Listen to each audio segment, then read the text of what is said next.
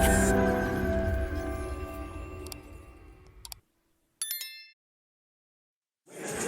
fight is 3 rounds in the amateur thigh 64-kilo weight class. And now introducing to you first, fighting out of the blue corner, representing Louth Muay Thai. Please welcome McElroy. And now, ladies and gentlemen, introducing his opponent, fighting out of the red corner, representing Origins Dublin. Please welcome to the ring, Declan.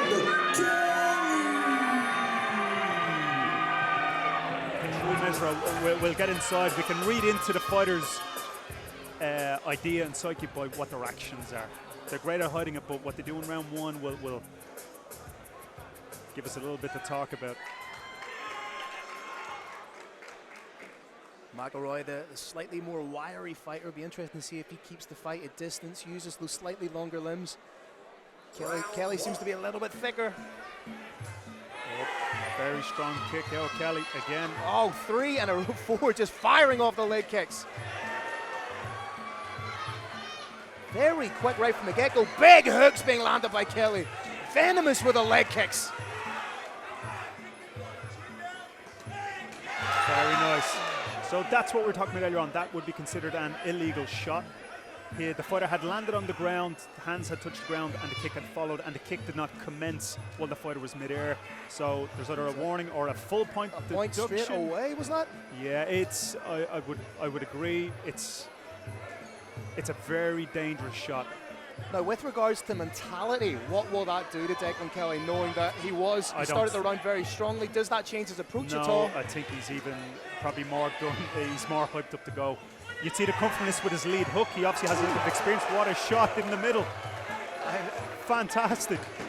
Completely against the run of play, to use a footballing analogy. It was Kelly that was having all the momentum and maybe got a little bit too comfortable throwing the big shots. Absolutely. Too confident, laxed on defense. Great match.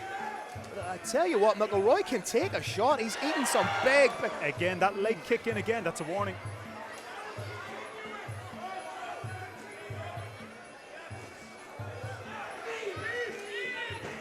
Very nice knee. Now this is the gap I'd like to see. Judges are watching this, the scoring knee. Look at the midsections. And who's filling the space between the two fighters. Absolutely. Now it still looks 1-for-1. No one's taking the advantage. Crowds are cheering, but we'll see now in a minute or two who disengages or who turns their hip, who doesn't want to. And look at the marking up already on that midsection of McElroy.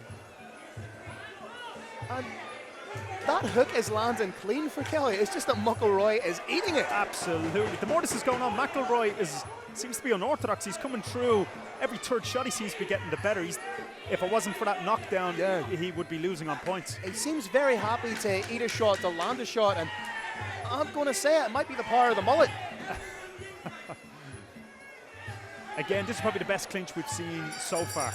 Very nice. What an opening round. Definitely the most dynamic. To McElroy's sense of timing and his toughness to take the shots. Round 2. Second round of what so far has been another huge hook, but as you say, the stoicism being exhibited by McElroy.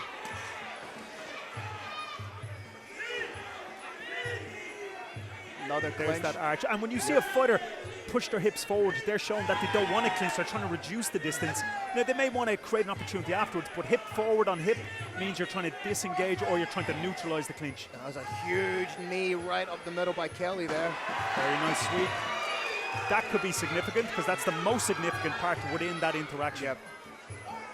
Again, very open to lead, but hooks on both sides. Momentarily, McElroy looked wobbled there a little bit. He ate some big shots. He's using the seldom seen defense of just taking the shot. This, I don't like. For my fighters, they have to go through it, this teething process of standing and hitting.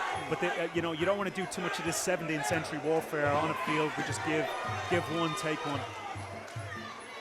Yeah, toughness is great and everything, but surely you want to be the fighter that's landing the definitive shots. You know, absolutely. Hitting without getting hit. I've had fighters in this exact type of fight, and I've told them afterwards, if you do this again in the next couple of fights, we're going to take a break because.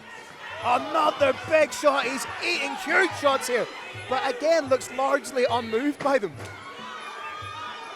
think we can see.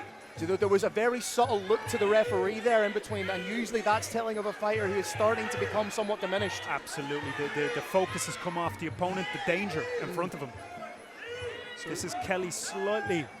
We may have just seen like a change in the pendulous momentum of the fight here. Absolutely, again we see him turning away a little bit. But the way these two fighters are fighting, it's a second standing count.